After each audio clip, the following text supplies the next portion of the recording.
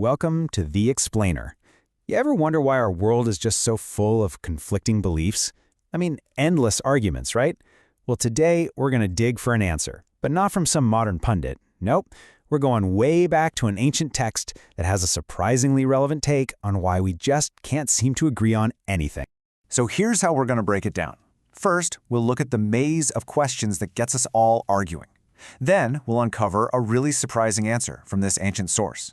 We'll get into the 5 key parts of that answer. See just how seriously the text takes this. And then finally, we'll talk about what it all means for us today. All right, so our story kicks off about 2,500 years ago with a seeker, a guy named Vacchagotta. And he's totally lost, He's stuck in this maze of deep philosophical questions. A feeling that, let's be honest, probably sounds pretty familiar in our age of nonstop information.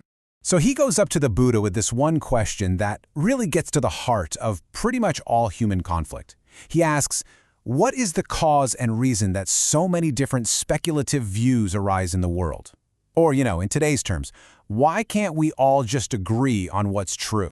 And then he just lays them all out, the greatest hits of philosophical debates from back in the day. Is the world eternal or not? Is your soul part of your body or something else entirely? You see the pattern, right? There are all these black or white contradictory questions that just trap your mind in a loop.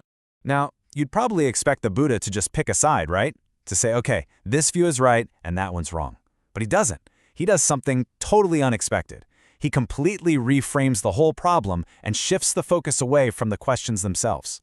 And his answer is, well, it's pretty profound. He says the real reason for all these arguments isn't that one theory is right and another is wrong. The root cause is simply not knowing. In the original Pali, that word is aññānana. It's this fundamental state of ignorance. So here's the big twist. The way out of all this confusion isn't by endlessly debating about the universe or the afterlife. The answer isn't out there somewhere. It's in here. It's found by turning our attention inward and actually understanding how our own minds work. Which, of course, leads to the next big question. Okay, so what is it exactly that we don't know? And the Buddha lays out a map for us. He breaks down our entire conscious experience into 5 key components, which are called the aggregates. This is so cool because it's basically a model for our reality, moment by moment. It starts with rupa, that's our physical body and the senses. Then any experience gets a simple vedana, or a feeling, pleasant, unpleasant, neutral. Next, we label it with sañña, our perception. That then triggers our saṅkhara, all our mental habits and reactions. And kind of watching over the whole show is vijñāna, the raw awareness of the other 4. The Buddha's whole point is that not knowing these 5 processes, not getting what they are, how they start, how they end, that's the direct cause of why we get so attached to our big ideas about the world. We basically mistake these constantly changing processes for some kind of solid, permanent me. Now, to really hammer this point home, the original text does something pretty unusual. It repeats itself a lot, and with incredible force. But this isn't just sloppy writing. There's a really powerful reason for all this repetition.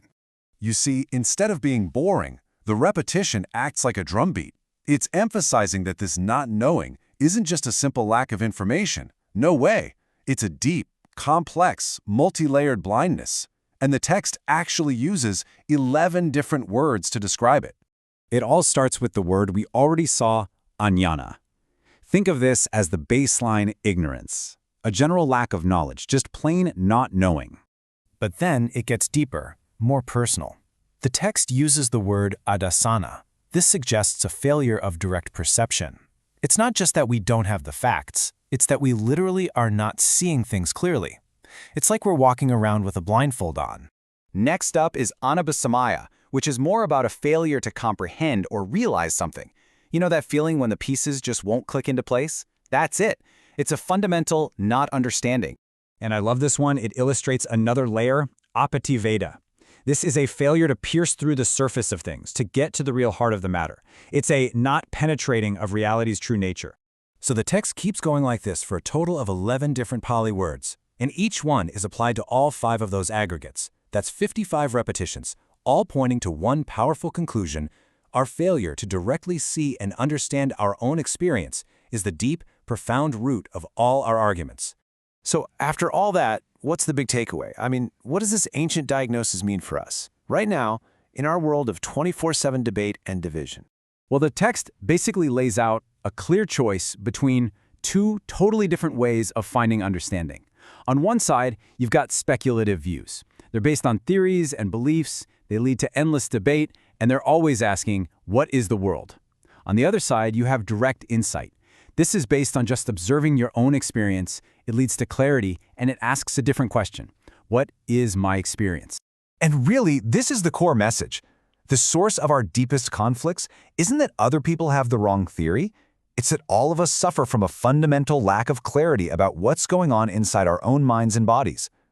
Real understanding doesn't come from winning an argument. It comes from seeing ourselves clearly. So this leaves us with a question to chew on. In our own lives, when we feel confused, when an argument starts to heat up, where do we instinctively look for answers? Do we reach for another theory to defend our position, or do we turn inward to just quietly observe our own experience? The path we choose might just change everything.